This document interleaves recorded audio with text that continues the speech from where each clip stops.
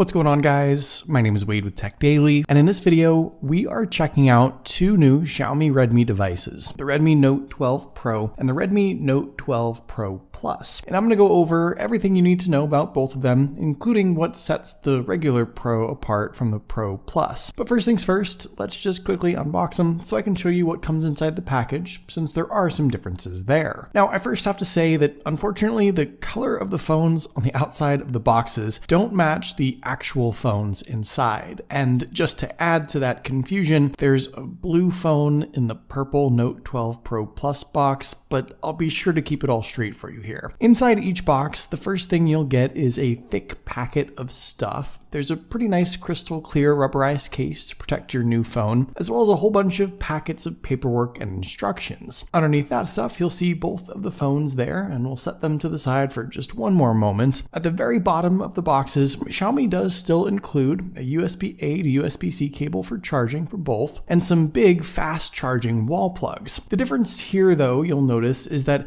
the Note 12 Pro Plus gets the 120 watt GAN charger, while the regular Note 12 Pro supports the 67 watt standard. Obviously, super quick charging speeds regardless of the difference, but if you want to charge up to 100% in like under 20 minutes, the Plus allows you to do that with its 120 watt charging speeds. So with that stuff out of the way, here are the phones themselves. And like I mentioned, my Note 12 Pro Plus is actually finished in iceberg blue. The regular Note 12 Pro is in onyx black. Both these phones come in a bunch of other colors too, white, purple, and what Redmi calls the Trend Edition. And I know they look almost identical, and I've probably confused you enough already, but to set the record straight for the remainder of this video, the Note 12 Pro Plus is on the left with the purple wallpaper and blue rear housing, and the regular Note 12 Pro is on the right with blue wallpaper and black rear housing. Size-wise, both these phones are in fact 6.67 inches. That's the screen sizes corner to corner, and there are actually differences in their overall measurements, like the body and frame of the phones, and also the weights. The Pro Plus is like 20 grams heavier. So cases for one won't exactly fit on the other, but the important bit, the screen size and overall feel in your hand,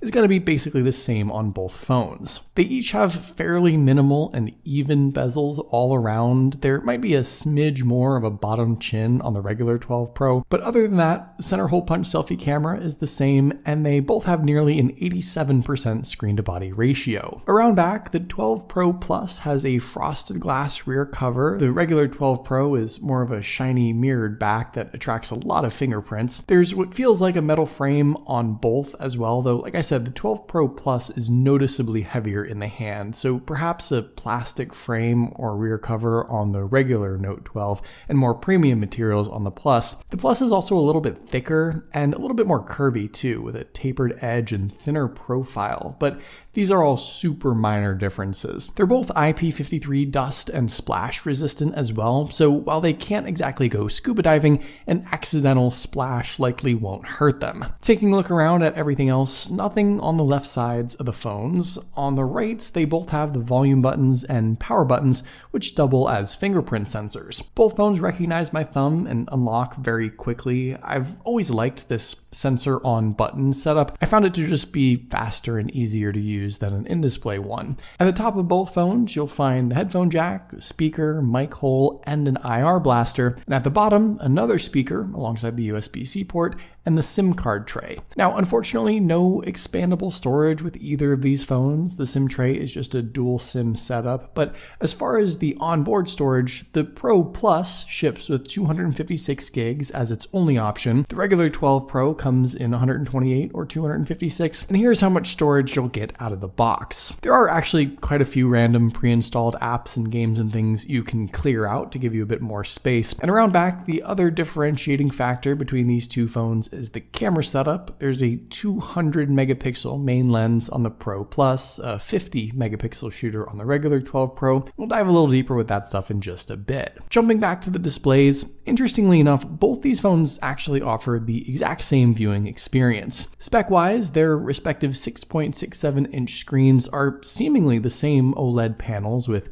1 billion colors, HDR10 Plus support, Dolby Vision, and they are 120Hz high refresh rate screens as well. They're also the same 2400 by 1080 resolution, 395 pixels per inch, and side by side, I think you can tell, as long as the brightness is set about the same, the displays do look more or less identical. I'm not aware of anything specifically with the display hardware or software that sets them apart, so if the viewing experience is what you value most, in this case, you aren't missing out. Regardless of that, the screens on these phones are really pretty great. Plenty sharp, even at this big of a size. They're colorful, they're bold. These devices have what I consider to be the most important screen features anyway, and I really don't have any complaints. As far as the out loud listening experience, you guys know there's nothing I love more than some great speakers. And these phones have two full-size speakers, one at the top and one at the bottom, to deliver an extra loud and very crisp sound. I personally wish every smartphone had a setup like this. Both phones sound exactly the same to me, and here's a quick sample so you can get an idea for yourself.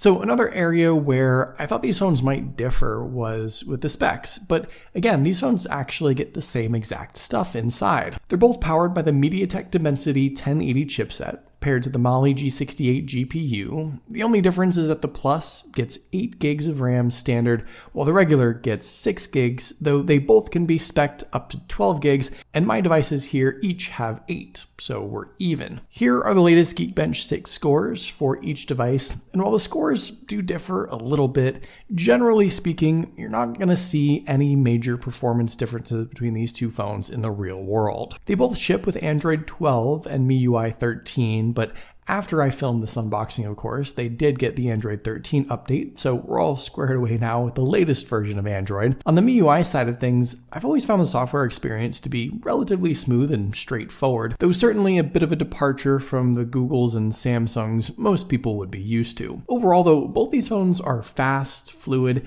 and so long as they can stay on top of the updates now, I think these will be pretty powerful devices. The MediaTek processors in particular have actually come a long way in recent years, and sure, these phones aren't powered by the latest flagship specs, but what you do get, I think, is still well worth the money. And I'm excited to put these phones to the test in the coming days to really see what they're capable of. The main point here though is that, once again, if you're deciding between the Pro Plus and the regular Pro, and performance is what you're after, there's not much of a difference really between the two phones. As far as the battery capacity and charging speeds, like I mentioned earlier, there is a bit of a difference. The battery sizes are identical inside the phones. Pretty big 5000 milliamp batteries in each, which is great. The bigger the better. And as I explained at the start, the Note 12 Pro Plus does get the faster 120 watt charging speeds versus the 67 watt on the regular Note 12 Pro. That's not to say that the regular Note is a slow charger at all. You still get 50% juice in about 15 minutes and 100% charge in nearly 45 minutes, but the sub 20 minute full charge feature on the Plus is pretty incredible. So chances are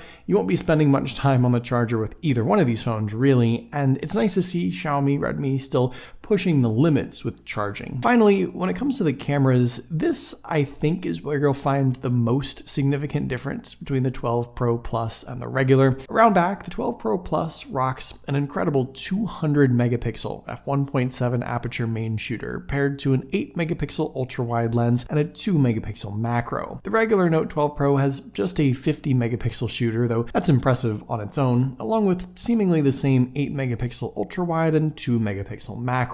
The selfie lenses seem to be the same as well, 16 megapixel shooters on both, and inside the camera app, you really get features and functions on both these phones that far exceed their price points. There's pro controls, document scanning, night mode, portrait pics, video modes like short video and vlog, slow-mo, time-lapse, long exposure, tons of great options here. And on the Plus, you can utilize the full 200 megapixels of the main camera to capture incredibly detailed shots, which is really the main difference. And just snapping some quick sample shots here, it's sort of hard to tell, but the difference is definitely there. Now, are you going to be shooting in the 200 megapixel mode on the Plus every chance you get?